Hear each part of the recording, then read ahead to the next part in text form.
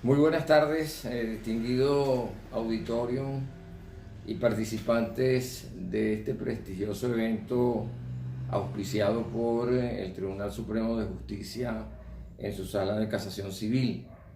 Un agradecimiento muy especial para el magistrado Guillermo Blanco, quien tuvo la deferencia de invitarme a conversar con ustedes de un tema de derecho procesal más de repercusión práctica, por supuesto sin menoscabar sus aspectos teóricos, que tiene que ver con la regulación de jurisdicción, sus aspectos procesales y una nueva propuesta de cara hacia el futuro. Efectivamente, el recurso de regulación de jurisdicción que contempla nuestro Código Procesal Civil de 1986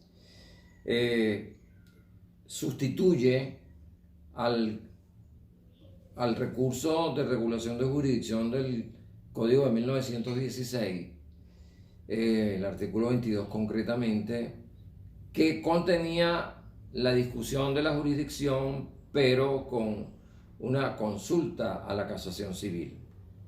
El proyectista del nuevo código, del vigente código, ya un tanto vetusto para la realidad venezolana, incorporó el recurso de regulación de jurisdicción, pero con un tratamiento diferente, en el sentido de establecer una consulta per saltum a la sala político-administrativa del TCJ, en el sentido de que la sala político-administrativa era el órgano del alto tribunal destinado a defender un poco la soberanía nacional. Algo así, palabras más, palabras menos, es lo que expresa el proyectista del actual Código Procesal Civil. Entre otras cosas se dijo, y estoy repitiendo las palabras del proyectista del código, valga la repetición, en el sentido de que el nuevo diseño del recurso de regulación de jurisdicción debería conllevar a la celeridad procesal, a reducir los lapsos y los costos de los procesos. Hoy día la situación es distinta. Hoy día las cosas han cambiado. Y han cambiado por una razón natural, pues así como envejecen los seres humanos, también envejecen las leyes. Y la realidad venezolana, y sobre todo en estos tiempos, ha cambiado de tal forma que está muy distante de lo preceptuado en el Código Procesal Civil respecto al llamado recurso de regulación de jurisdicción. Precisamos entonces que la jurisdicción, como una función pública del Estado, para el juez es una potestad ejercer esa jurisdicción, en tanto que para los que ejercitamos, y de allí viene nuestra preocupación, porque es un tema que, como dije hace minutos, es de repercusión práctica, no exento de contradicciones, no exento de ambigüedades. Para las partes es un recurso, en tanto que para el juez es una potestad afirmar o no su jurisdicción. La regulación del Código Procesal que estamos comentando establece que la jurisdicción o la regulación de jurisdicción puede invocarse en cualquier estado y grado del proceso. Lo dice así de manera general, pero a la vez también permite que pueda funcionar como una cuestión previa, contemplada en el artículo 346, numeral 1 del Código de Procedimiento Civil. Y allí comienzan los vacíos que contempla la norma adjetiva en cuanto al recurso de regulación de jurisdicción. Vamos a tratar de concretar. El artículo 59 establece que en todo caso el pronunciamiento sobre la jurisdicción, pronunciamiento del juez, se consultará con la Corte Suprema de Justicia. Por supuesto, hoy día Tribunal Supremo de Justicia. La pregunta es, ¿afirmando o negando la jurisdicción. Y allí la jurisprudencia no ha sido uniforme. En la gran mayoría de los casos, las consultas de jurisdicción se han remitido a la sala político por impugnación de una de las partes o de ambas al momento de producir la decisión, bien sea el juez del municipio, el juez de primera instancia o el juez superior en algunos casos. De tal suerte que el pronunciamiento sobre la jurisdicción, de acuerdo con la inteligencia de la norma que acabo de leer, que es el último aparte del artículo 59, si lo leemos allí ad literam, todo pronunciamiento del juez afirme o niegue su jurisdicción tendría que ser consultado con la sala político-administrativa.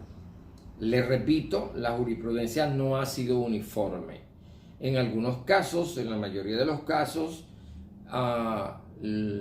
las sentencias que ha dictado la sala han sido con ocasión de la impugnación de la decisión del juez, de declarar que no tiene jurisdicción el Poder Judicial para resolver el asunto.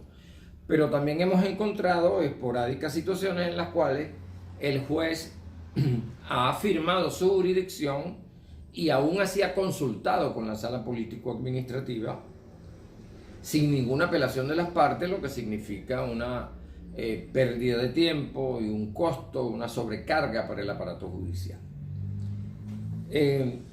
Debemos decir también que la falta de jurisdicción, de acuerdo con el esquema que estamos refiriendo, procede con relación a la administración pública, que puede pedirla, procede con respecto al juez extranjero y últimamente no contemplado expresamente en el código, lo que corrobora la necesidad de reformar nuestra legislación adjetiva.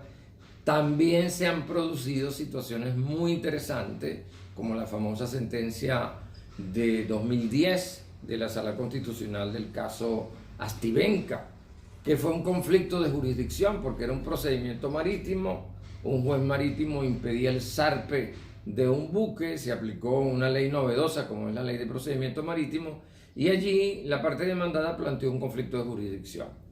Evidentemente que cuando eso fue a la sala político-administrativa se confirmó, pero esa sentencia fue en revisión a la sala constitucional y en octubre del 2010, con ponencia de la doctora Luis Estela Morales Lamuño, la sala consideró que los tribunales venezolanos, en este caso los tribunales marítimos, tenían jurisdicción para resolver ese tema que nació en aguas del Mar Caribe, por decir de alguna manera. Este esquema del Código Procesal Civil, de mantener la consulta y dejar un vacío, una laguna de consulta, porque si usted lee la norma, en todo caso significa, para un intérprete mediano, que es afirmando o negando la jurisdicción. El otro tema, o el otro punto con relación a esto, de pasar al siguiente aspecto, es el siguiente. El mismo legislador le ordena al juez que inmediatamente envíe los autos a la sala político-administrativa. Por ejemplo, para hacerlo práctico, hoy se pronunció el juez del municipio, como acabo de ver una decisión de un tribunal de municipios de Venezuela, donde resolvió un problema de competencia, o sea, se declaró competente y a renglón seguido declaró la falta de jurisdicción. Ante semejante contrariedad, ante semejante exabrupto, el juez tenía la obligación primero de resolver la falta de jurisdicción, no hacerlo al revés como lo hizo. Afirmó primero su competencia y luego declaró su falta de jurisdicción. Ante esa situación, si nos atenemos a la letra del legislador, a la norma adjetiva, los autos los van a enviar inmediatamente. Y nos preguntamos, que es el vacío al cual hacemos referencia y que el doctor Pedro Alix Sopi, ya fallecido, es magistrado del Tribunal Supremo, comenta en su libro de Cuestiones Previas. Y entonces, ¿cómo hago yo, parte afectada, para impugnar esa decisión del juez. Él es de la opinión, criterio que adherimos, que el juez no debe enviar inmediatamente los autos a la sala política, sino que debe esperar 5 días, que son los 5 días destinados para la apelación, a los fines de que la parte afectada por la decisión del juez, por ejemplo, la decisión que coloqué de referencia, que el juez afirma su competencia y a renglón seguido declara la falta de jurisdicción, tener 5 días para proponer, para impugnar esa decisión por conducto del recurso de regulación de jurisdicción. Pero las cosas se complican, que hacen como dual el tema de la regulación de jurisdicción y atractivo por lo apasionante de estudiar. Y es que entra en vigencia la Ley de Derecho Internacional Privado, aprobada en 1998, pero con vigencia en 1999. Y esa Ley de Derecho Internacional Privado, que contiene una materia, discúlpenme el comentario, algunas veces se desprecia en las universidades, pero los estudiantes, no todos por supuesto, aprecian o se les enseña lo interesante y lo importante que es la materia de Derecho Internacional Privado. Y resulta que esta Ley de Derecho Internacional Privado, en el artículo 57, parte infine, establece que en caso de afirmarse la jurisdicción de los tribunales venezolanos, la causa continuará su curso en el estado en que se encuentre. O sea que esta es una situación distinta a la que vengo comentando del Código Procesal. Dije hace poco que con la interpretación del artículo 59, en todo caso, afírmelo o no, te consulta, señor juez, con esporádicas decisiones en las cuales no han consultado, han afirmado y el proceso ha continuado. Pero en la gran mayoría de los casos hay consulta. Si hacemos una estadística de 100, 90 consultan y los otros 10 afirman. Pues bien, esta ley tiene un tratamiento diferente y eso implica que tenemos que armonizar o que tenemos que adecuar el tratamiento a una situación tan importante como es la regulación de jurisdicción.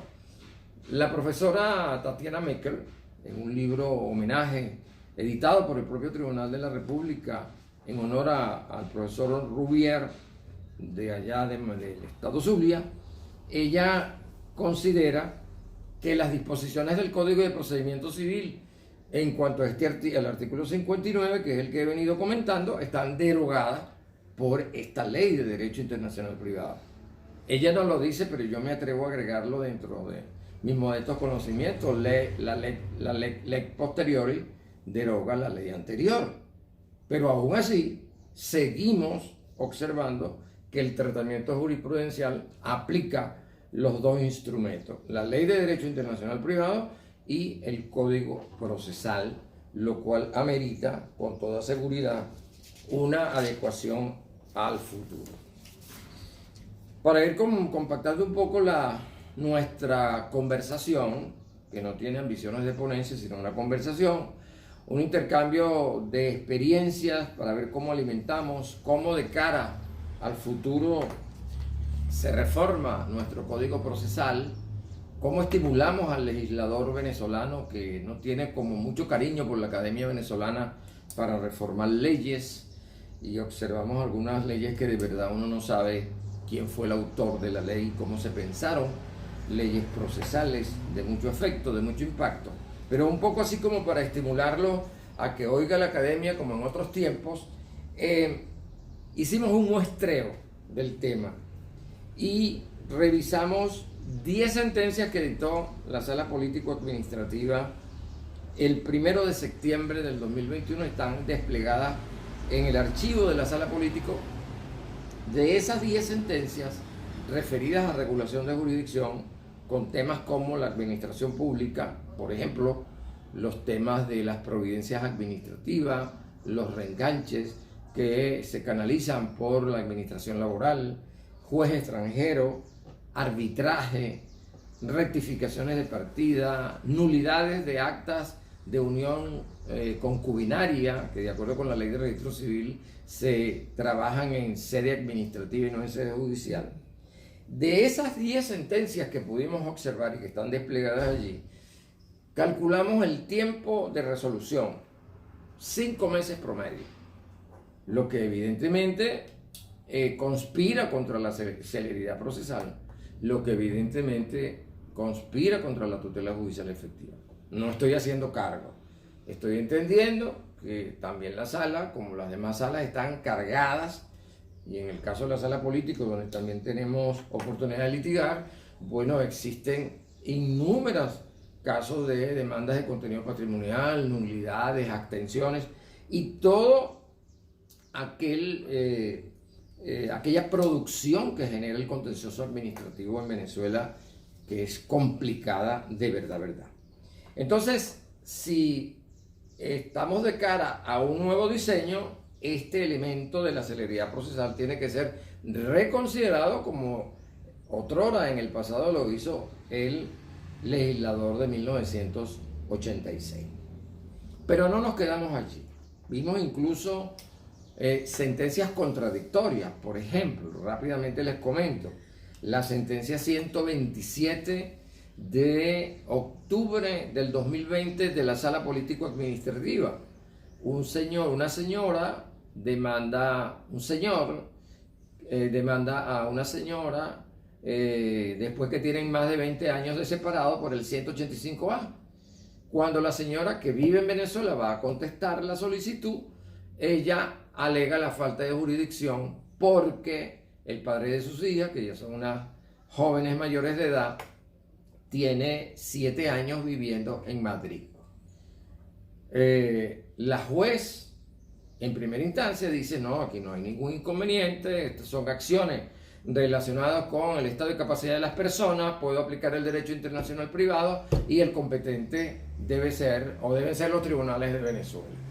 Sube en consulta a la sala político y la sala político revocó la decisión por el hecho de, tomando estrictamente una disposición de la Ley de Derecho Internacional Privado que vincula la demanda o el demandante con el domicilio.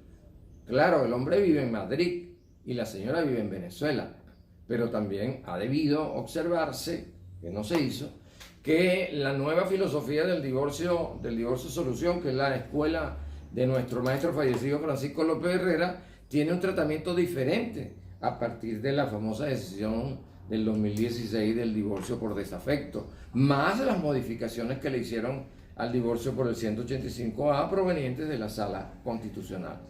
Pero es que también ha podido aplicarse la competencia procesal internacional como lo ordena la propia Ley de Derecho Internacional Privado, que es posterior al Código Procesal.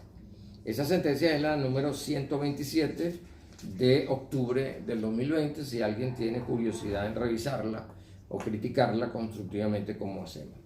Ya en aras de ir finalizando nuestra conversación del día de hoy, fuimos al derecho comparado para ver cómo funciona la institución, por ejemplo, en Italia. Accedimos a la reforma procesal del Código Italiano del año 95, que a su vez reformó el Código de 1950 y este había reformado el Código de 1940, inspirador de nuestro Código Civil y nuestros códigos procesales de alguna manera. Y encontramos que en el proceso italiano, actualicé la información, se hicieron modificaciones. El proceso italiano tiene 3 fases: una fase de postulación, una fase de prueba y una fase decisoria. En la fase de postulación, il pretori, como lo denomina el código, conversa con los litigantes, primero con la intención de que resuelvan el litigio, o sea, con ánimo de conciliar, con ánimo de resolver la situación, con el ánimo de no cargar la maquinaria judicial. Y en algunos casos, por lo que pude ver, por las sentencias que pude leer, resuelve el caso sin entrar en la fase probatoria. Ya cuando no hay posibilidades de salir, ya cuando el litigio es inminente, entonces este juez, este pretori, convoca lo que en italiano llama el código udencia de prima comparisione, es decir, audiencia preliminar de primera comparecencia. Y en esa audiencia preliminar de primera comparecencia, entonces las partes preparan todo.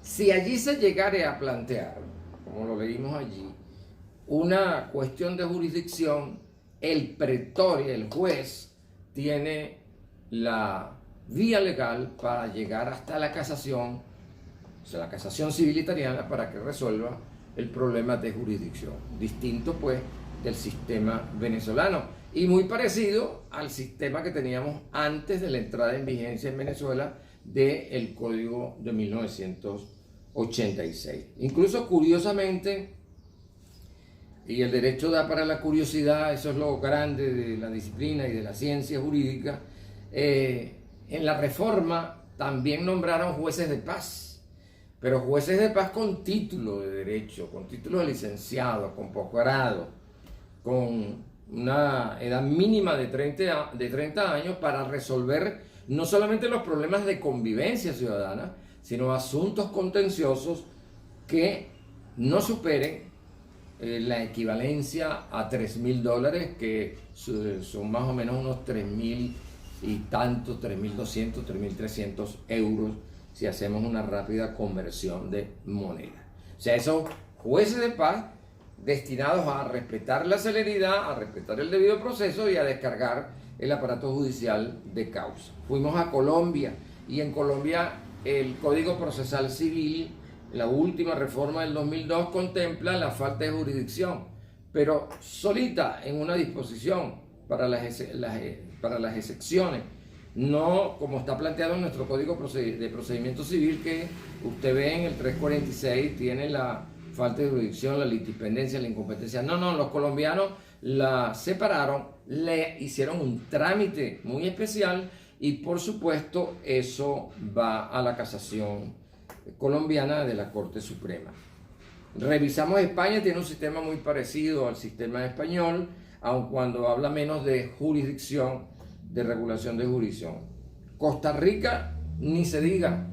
El Código Procesal costarricense no se complica la vida con falta de jurisdicción, sino que atañe a normas internacionales y acoge las competencias internacionales, siempre y cuando haya una vinculación del demandado con la República de Costa Rica, reside en Costa Rica, tenga bienes en Costa Rica. Es otra visión del derecho procesal internacional que contiene este código. Vamos terminando entonces a las propuestas. ¿Cuál sería la vía? ¿Cómo sería nuestra modesta propuesta? Repito, ya lo he dicho varias veces, no es una ponencia, es una conversación abierta que trata de intención constructiva con el propósito de recoger fórmulas de cara a una reforma integral del Código Procesal Civil. Conocemos que hay una decisión, por cierto, firmada por los magistrados de la Casación Civil, que está en espera de control de constitucionalidad en la Sala Constitucional, una decisión del 14 de agosto del 2019, que modificó los procesos para darle mayor agilidad, para hacer vida de la tutela judicial efectiva y lograr que los procesos cumplan la finalidad, la filosofía de un Estado de Derecho, que es hacer justicia a todos los habitantes de un país. Lo primero que se podría proponer es, el cariño que el legislador le tenga a la academia, que con todo el respeto lo digo, sin mensajes ulteriores, no he visto que nuestro legislador de los últimos años tenga cariño por la academia, a no ser que yo esté plenamente equivocado en algunas leyes que no se consultan, algunas leyes que de verdad no sé cómo las hicieron. Por ejemplo, he leído una ley que se llama Ley Orgánica de la Jurisdicción de la Justicia de Paz. Solamente con el nombre, el que hizo la ley nunca ha tenido en sus manos un libro de técnica legislativa. Por lo menos cosas como esa, que parecen insulsas, pero que es de una gran importancia, porque debe tener una calidad bien interesante. Entonces, la primera reforma sería recoger todo el producto de las decisiones judiciales en torno a la producción jurisprudencial de las salas, la casación social, la casación civil, e incorporarlas a la reforma. De eso no ser posible porque una tarea mediata.